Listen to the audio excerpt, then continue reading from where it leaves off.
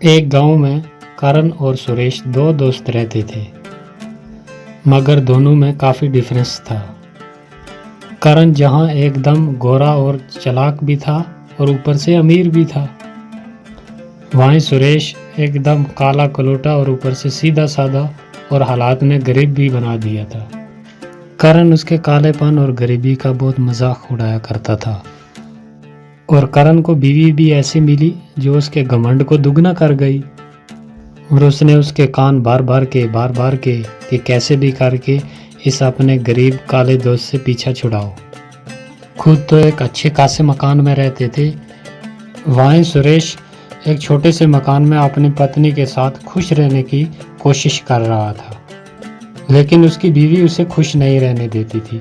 वो उसे गरीबी के ताने मार मार के हर दिन उसे अंदर से खोखला ही कर दिया था। एक दिन परेशान होकर सुरेश जंगल में बहुत दूर दूर निकल गया। रात भर जंगल में बिताने के बाद जब सवेरे उठा तो उसे पास में एक कुआं नजर आया। असल में ये जादुई कुआं था। सुरेश ने उस कुएं में अपने हाथ मुंह धोकर मन ही मन में बोला, काश मैं भी अपने दोस्त की तरह गोरा और अमीर होता।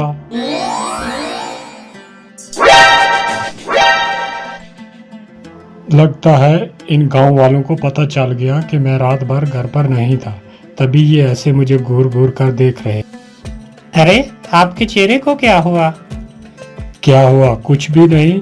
तुम्हारे ताने सुन सुनकर मेरे कान पक गए, इसीलिए मैं जंगल में चला गया था, तो रात भर सोया नहीं, इसीलिए थोड़ा ऐसा दिखता हूँ। और क्या हुआ? अरे नहीं, थोड़ा नहीं, बहुत कुछ हुआ है। तुम तो अपने दोस्त से भी ज्यादा गोरे हो गए हो। क्या? ये कैसे हो गया? अरे ये तो चमकदार ही हो गया। मैं इतना गोरा कैसे हो गया अचानक एक रात में? फिर वो दिन भर सोचता रहा कि ऐसा चमकदार कैसे हो गया अचानक। फिर उसे उस कुएं की याद आने लगी और उस कुएं के बारे में पूरा दिन सोचता रहा कि ज़रूर कोई चमकदारी कुआं है वो। और यही सोचकर शाम को चुपचाप वो उसी जादुई कुएं के पास पहुंच गया और अपने हाथ पानी में डुबोते हुए बोला, आपने मुझे इतना गोरा बना दिया, थोड़ा दोस्त की तरह मुझे दान भी दे दो। ये बोलकर जब उसने अपने हाथ बाहर निकाले तो क्या देखता है कि दोनों हाथों में बहुत सारा सोना आ गया। फिर वो ये बात जाकर अपनी पत्नी को जब बोलता है तो वो यकीन ही नहीं करती, लेकिन उसके हाथों में इतना सोना देखकर उसे भी यकीन करने पर मजबूर होना पड़ा। फिर भी वो सुरेश से कहती है, सुरेश, जो मेरी शादी पे कंगन दिए थे वो कंगन कहीं खो गए हैं, तो तुम उस जादुई नदी में जाकर कहो ना, हो सकता है वो कंगन मिल जाएं। अरे जादुई कुएं में कैसे मिलेंगे जब हम वहां कभी गए ही नहीं आज दिन तक। मैं पहली बार गया हूं जो वहां जादुई कुएं में खो गए हों या जंगल में खो गए हों। और बीवी की बात सुनकर वो फिर उसी जादुई कुएं के पास जाकर अपने हाथ डुबोकर पानी में कहता है, जब आपने इतना कुछ दे ही दिया है तो आप मेरी बीवी के कंगन भी दे सकते हो। ये कैसा चमकदार है? क्या ये जादुई कुएं आपका चमकदार है?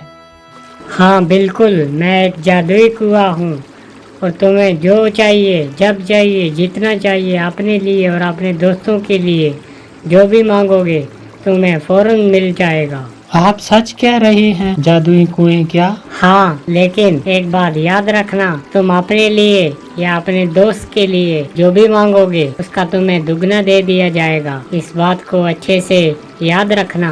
अगर ऐसा है तो मेरा एक ही दुश्मन है और वो दोस्त है मेरा जिसके पास अच्छा मकान है। मैं चाहता हूँ कि उसके पास और भी मकान हो और भी दौलत हो।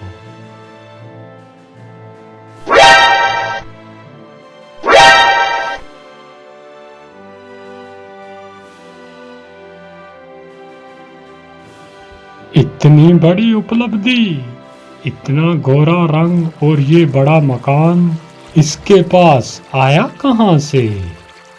यहाँ दिल का अच्छा और बोला सुरेश उस जादुई कुएं के सहारे मजबूर और बेबस लोगों की मदद करने में लग जाता है। वो उस जादुई कुएं के बारे में किसी को कुछ भी नहीं बताता, और वो किसी की भी कोई चीज़ खो गई हो या किसी को किसी चीज़ की ज़रूरत हो तो वो चुपचाप उस जादुई कुएं में जाकर अपने हाथ डुबोकर उन लोगों को वो चीज़ मुहैया करवा देता था। यहाँ तक कि वहाँ का जो राजा था उसका बेटा एक बार खो गया। उसे कभी भी ना पूछने वाला वो राजा भी दौड़ा दौड़ा उसके पास आया और सुरेश ने उसे दूसरे दिन आने को कहा। फिर रात को सुरेश चुपचाप उस कुएं के पास चला गया और अपने हाथ पानी में डालकर बोला, ए जादुई कुएं, ये राजा मेरी कभी कोई इज्जत नहीं करता था, लेकिन आज अगर उसका बेटा मिल जाए तो मेरी बहुत इज्जत बन जाएगी। बेचारा बहुत परेशान है, उनका बेटा मिला दो।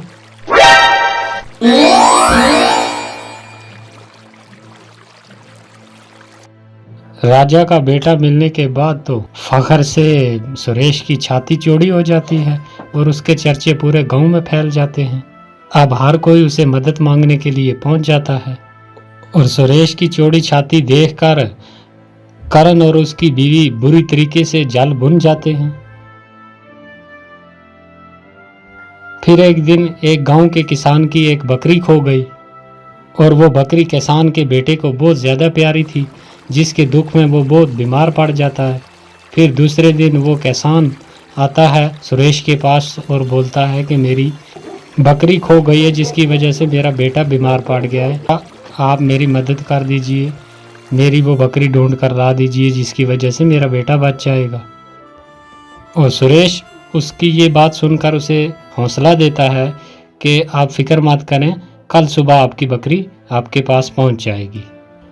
उसकी ये बात उसका भाई करण गिद्ध की तरह नज़र जमाए हुए ये बात पूरी सुन लेता है और सुरेश जब बकरी ढूंढने के लिए जाता है तो उसके पीछे पीछे उसका वो दोस्त करण भी उसका पीछा करता करता वो भी पहुंच जाता है और उसे ये सब करते देख लेता और सुन भी लेता है और उसे सारी बात समझ में आ जाती है कि ये जादुई कुआं है। और अमरीश के वहां से जाते ही वो जल्दी जल्दी उस कुएं के पास पहुंचता है और उस कुएं में वो भी अपने हाथ डालकर कहता है, मेरी बीवी को सर से लेकर पांव तक सोने से लाद दो, बहुत सारा सोना दो मुझे।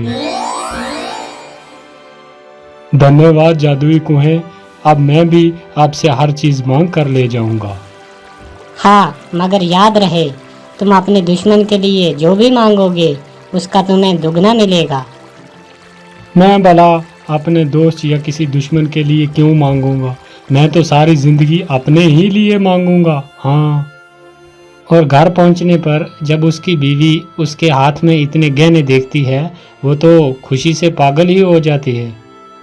इस तरह से तो हम दुनिया के सबसे अमीर तरीन इंसान हो जाएंगे और हमारी बराबरी का कोई भी नहीं रहेगा। अरे क्यों नहीं, वो सुरेश है ना, वो तो हमारी बराबरी का है ना, उसे उस जादुई कुएं का पता है। तो कुछ ऐसा करो ना ताकि वो वहां तक जा ही ना सके। क्या करूं, तुम ही बताओ, आज तक तो आप ही की मान कर चलता रहा हूं, आज भी कोई सलाह दे दो। तुम ऐसा करो, उसे अपाहिज कर दो ताकि वो वहां तक जा ही ना पाए, फिर सारे कुएं के मालिक हम खुद ही हो जाएंगे। हाँ ठीक है, ऐसा ही करूँगा मैं। दूसरे दिन फिर खुशी खुशी करण जो है वो उस कुएं के पास पहुंच जाता है और अपने हाथ डालकर बोलता है, ए जादुई कुएं, मुझे बहुत सारे कपड़े साड़ियाँ दो मेरी बीवी के लिए। ए जादुई कुएं, मैं चाहता हूँ कि मैं ही आपके पास आऊँ, इसलिए मेरे दोस्त सुरेश को अधमरा कर दो ताकि वो यहाँ तक पहुँच ही न सके। तुमने बहुत बड़ी गलती कर दी करण। मैंने पहले के दिन आपको बोला था कि तुम अपने दोस्त या दुश्मन के लिए जो भी मांगोगे उसका तुम्हें दुगना मिलेगा, और तुमने मांगा कि मेरे दोस्त को अधमरा कर दो, इसलिए तुम पूरे ही मारे जाओगे। अरे नहीं नहीं, गलती हो गई मुझसे, लालच में करण को कुएं की बात याद ही नहीं रही और उसने लालच में आकर अपनी जान से हाथ धोने पड़े। तो दोस्तों, इस कहानी से हमें ये सीख मिलती है कि अगर तुम्हें किसी चीज़ से कुछ मिलने लग जाए तो उसकी कही हुई बात और उसके रूल जो है वो कभी ना भूले, वरना अपनी जान से भी हाथ धोना पड़ सकता है। तो ये थी दोस्तों आज की कहानी। तो आपसे रिक्वेस्ट है कि चैनल को सब्सक्राइब कर दें और वीडियो को जाते टाइम लाइक कर दिया करें, ताकि हम दूसरी वीडियो आपके लिए जल्द अपलोड कर सकें।